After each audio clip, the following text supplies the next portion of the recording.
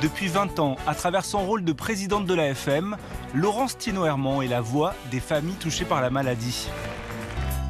Comme ses prédécesseurs, des parents mobilisés dès la fin des années 50 pour créer et faire vivre l'Association française contre les myopathies, Laurence Thénault-Herman voit son destin basculer à l'annonce de la maladie de son petit Charles-Henri, atteint d'une myopathie de Duchenne. C'est pour lui qu'elle devient bénévole dès les premiers télétons.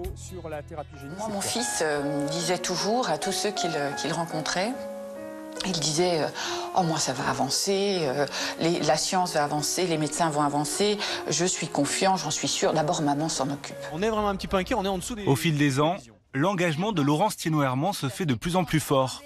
Et en 2003, elle devient présidente de l'AFM, cette même année où quelques mois plus tard, son fils unique décède. C'est important pour moi de dire l'admiration que j'ai pour toi, Laurence. Ça fait maintenant plus de 20 ans que tu t'es dit « Je ne vais pas me laisser abattre, j'ai vécu un drame, je vais me servir de ce drame comme d'une force et je vais aider les familles et sauver des vies. » J'aimerais qu'on fasse beaucoup de bruit pour Laurence, s'il vous plaît. Et c'est une femme d'exception qui ne lâche rien, qui est le moteur de ce Téléthon. Et je tiens aussi à vous remercier pour tout ça, Laurence, parce que sans vous, rien ne serait possible.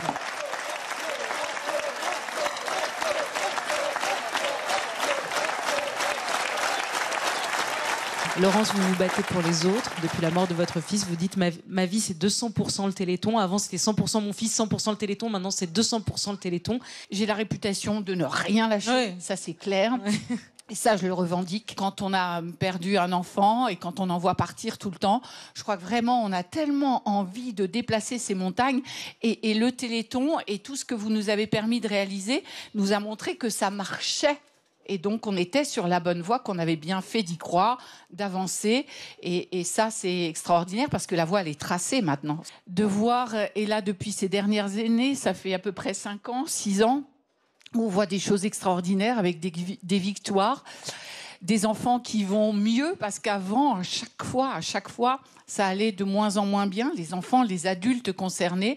Là, maintenant, on voit la courbe qui s'inverse. Donc, il y a des vraies victoires. Il y a des vraies victoires et on se dit, ça, c'est grâce à tous ceux qui nous regardent. C'est vraiment extraordinaire ce que vous nous avez permis de réaliser. Pour nous, famille, de sentir que vous êtes le plus nombreux possible à nos côtés, ça nous donne une force et une niaque. Quand une porte se ferme devant la personne malade, devant l'enfant malade, eh bien, ça nous donne en effet une énergie supplémentaire de savoir que vous êtes les plus nombreux possibles à nos côtés.